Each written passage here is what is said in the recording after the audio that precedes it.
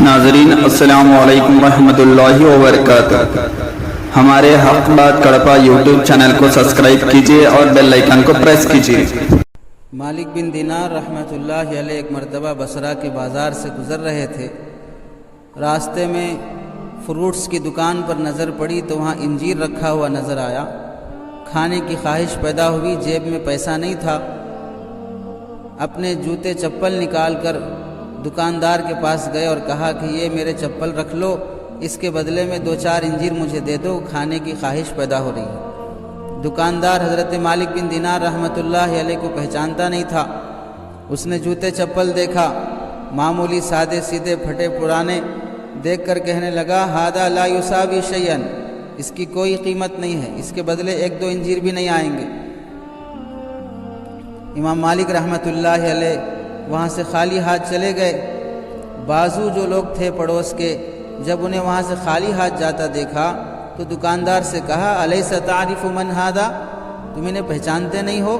یہ کتنی بڑی شخصیت ہے، لوگ ان سے ملنے کے لیے، ان کے مسافے، ان کے دیدار کے لیے تڑپتے ہیں۔ یہ بصرہ کا بڑا بزرگ اور اللہ والا شخص ہے۔ جب دکاندار کو پتہ چلا کہ ان کا میری دکان پر آ جانا ہی بڑی سعادت کی بات ہے، جائے کہ میں ان کے مانگنے کے بعد انکار کر دیا، میرے لیے کتنی محرومی کی بات ہے کہ ایک نیک اللہ والے کی خدمت سے محروم رہ گیا۔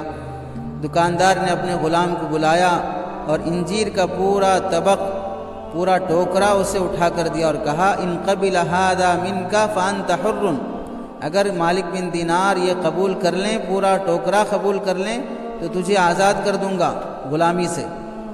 اب غلام چلا، مالک بن دینار رحمۃ اللہ علیہ کے پاس آیا اور کہا کہ حضرت قبول کر لیجئے۔ مالک بن دینار رحمۃ اللہ علیہ نے انکار کر دیا، بار بار اصرار کرنے لگا اور کہنے لگا اقبل فإن فیہ تحریری، قبول کر لیجئے، اس میں میری آزادی ہے، آپ لے لیں گے تو میں غلامی سے آزاد ہو جاؤں گا۔ مالک بن دینار رحمۃ اللہ علیہ نے جواب میں فرمایا ان کان فیہ تحریرک ففیہ تعذیبی، اگر اس میں تیری آزادی ہے، میری غلامی ہے، میں اپنے نفس کا غلام بن جاؤں گا۔ بار بار جب غلام اصرار کرنے لگا تو امام مالک بن دینار رحمۃ اللہ علیہ نے فرمایا حلفت ان لا ابیع الدین بالتین، میں قسم کھاتا ہوں چند انجیر کے بدلے اپنے دین کا سودا نہیں کروں گا۔ وہ شخص پہلے میرے جوتے لے کر میری غریبی پہ رحم کر کے 2-4 انجیر دینے تیار نہیں تھا، اب وہ پورا ٹوکرا میرے حوالے کر رہا ہے۔ وجہ یہ ہے کہ پہلے مجھے پہچانتا نہیں تھا، اب اس نے مجھے پہچانا ہے کہ میں بصرہ کا بڑا اللہ والا شخص ہوں، ولی ہوں، دیندار ہوں۔ اب وہ انجیر مجھے نہیں دے رہا ہے، مالک بن دینار کو نہیں دے رہا ہے، وہ میری دینداری کو دے رہا ہے۔ بخدا میری دینداری اتنی سستی نہیں ہے کہ چند انجیر کے بدلے میں اپنی دینداری کا سودا کر دوں، میں اپنے اس حلیے اور اپنے اللہ والا ہونے کی نسبت کا میں سودا کر دوں۔ اور بخدا میں قسم کھا کے کہتا ہوں لا آکل التین الی یوم الدین، میں موت تک انجیر نہیں کھاؤں گا۔ نفس کی اصلاح کے لیے ایسے قسم کھا لی تھی۔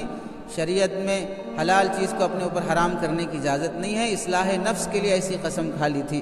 اس میں ہمیں سمجھنے کا اور عبرت لینے کا اصل جو مسئلہ یہ ہے، معاشرے میں دونوں طرح کے لوگ پائے جاتے ہیں۔ بعض وہ ہیں جو سامنے والے کے بھولے پن کو دیکھ کر ٹوپی پہنانا چاہتے ہیں، اور بعض اپنی ٹوپیاں دکھا کر سامنے والے کو لوٹنا چاہتے ہیں۔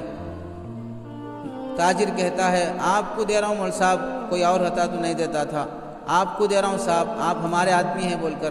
اگر واقعتاً یہ خلوص اور للہیت اور خیرخواہی ہمدردی کی وجہ سے ہے تو بڑی اچھی بات ہے، انسانیت کی بات ہے، اخلاق کی بات ہے۔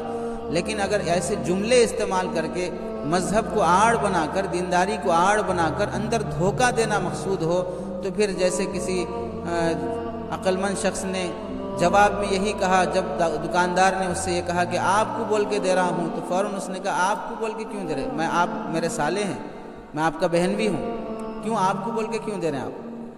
یہ جملے دھوکہ دینے کے لیے استعمال کیے جانا، اور بعض دوسری طرف سے اپنے حلیے کو، اپنے دینداری کے لباس کو دکھا کر سامنے والے کو متاثر کرنا، نہیں ہم فلاں جگہ کے بزرگ ہیں، فلاں جگہ کے ہم پرانے ساتھی ہیں، فلاں جگہ کے ہم فلاں ہیں، آپ ہم کو دے دیجئے فلاں، ہم دعا کریں گے آپ کے لیے، ہماری دعا سے آپ کے قرضے حل ہو جائیں گے، فلاں ہو جائیں گے۔